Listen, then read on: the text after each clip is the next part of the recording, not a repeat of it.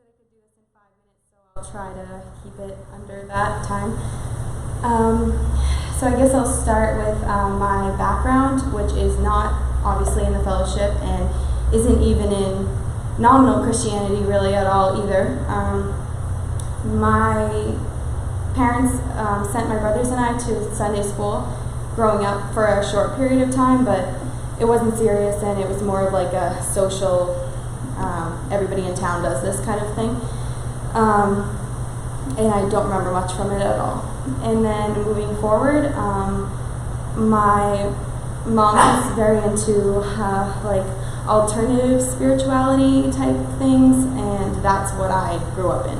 I believed in past lives and psychics and all these different things, and never really felt great about that, but life was going well enough that I didn't have to really dig. I didn't need a foundation really, and it was, interesting and cool, and that was kind of enough when you're young and life is relatively going well. And then when this is now going almost on 2 years, I struggle with what exact details to give, but I guess to sum it up, it was essentially like a traumatic brain injury.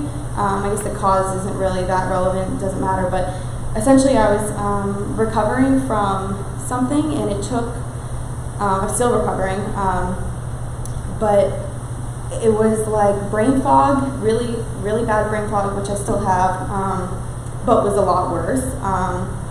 I couldn't do like simple math, I couldn't remember my grandparents' names, like it was bad.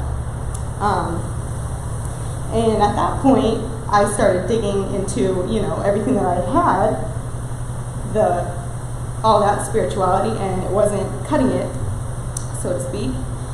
And I found more things out about these, gurus that I looked up to and all these things, and was seeing that they weren't the answer, really, at all, which was terrifying, because you hit, dead end after dead end, and you run out of answers that you thought you had.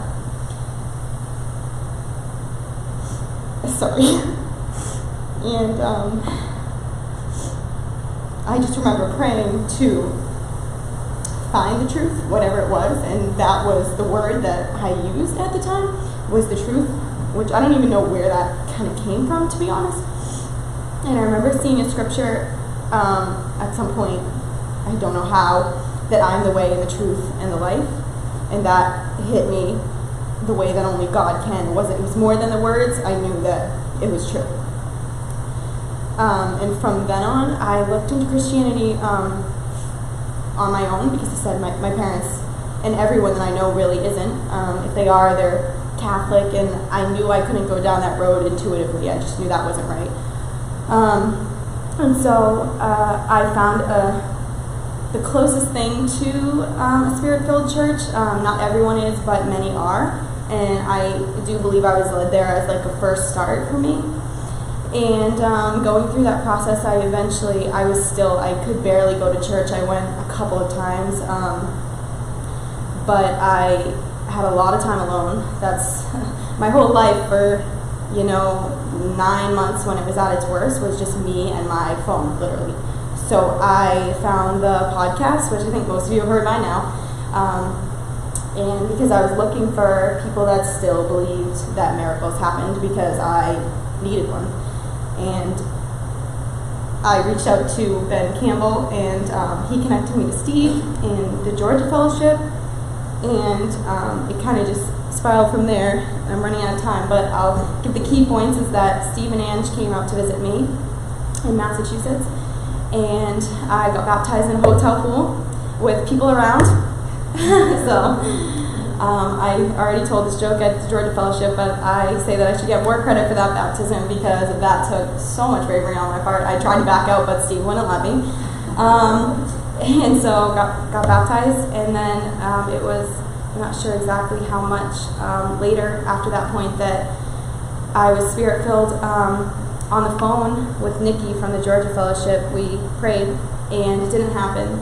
and I was parked in Dick's Sporting Goods parking lot. Like, I just thought, there's no way it's going to happen here. Like, and I just didn't feel worthy of it at all, to be honest. And then, like, a minute after I got off the phone with Nikki, it happened on my own. And so I knew at that point that it was true, for sure. I knew it for myself. And then Georgia Camp was shortly after that, and Georgia Camp was invited to this one. And yeah, that's kind of where I'm at now. And I just want to say thank you for these 12 days. Didn't feel like 12 days, it flew by, but same way at Georgia Camp, I felt totally welcome from the second that I got there. I felt that here. Don't tell Georgia people, but especially here, I just feel like this is feels like a home and a family. So thank you for all of the effort that you've given to make me feel welcome, all of you. And that's it.